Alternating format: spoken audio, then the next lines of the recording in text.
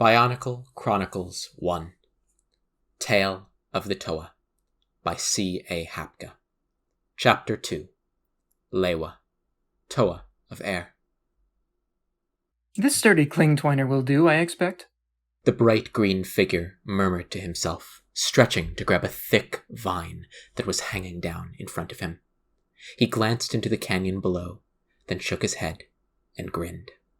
No second think. Just go! With that, he leaped off the tree branch overhanging the canyon. He swung himself halfway across, then let go. Momentum carried him in a graceful arc over and past the gorge. He laughed with delight as he landed cleanly on a nearby tree. Now that was fun! He exclaimed. He hadn't been sure that he could make such a leap, but now he knew at least one thing. The air was his friend. He didn't know much else. He knew his name was Lewa, at least he thought so. He liked the name. It sounded strong and mysterious. Lewa, mystery king of know-nothingness. That's me, he thought with a smile. He glanced down at himself, at his strong limbs the color of jungle leaves. In one hand he carried an axe-like blade, perfect for slicing through thick underbrush or twining foliage. Though he couldn't see it, he knew that his bright green mask swept back in a streamlined shape, perfect for cutting through the air.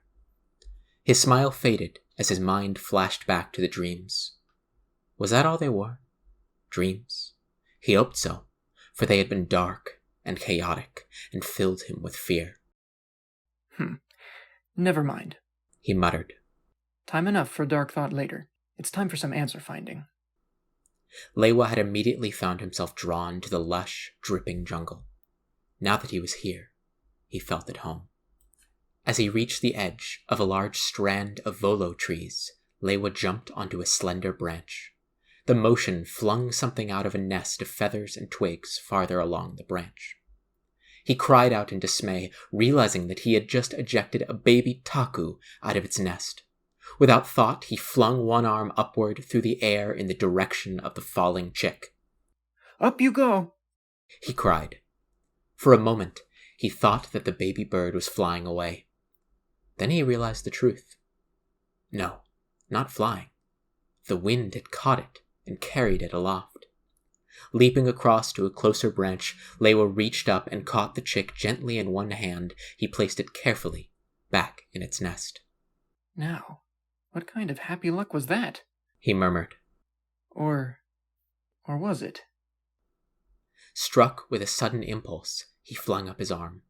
Once again, a quick gust swooped up from below with a swirl of leaves.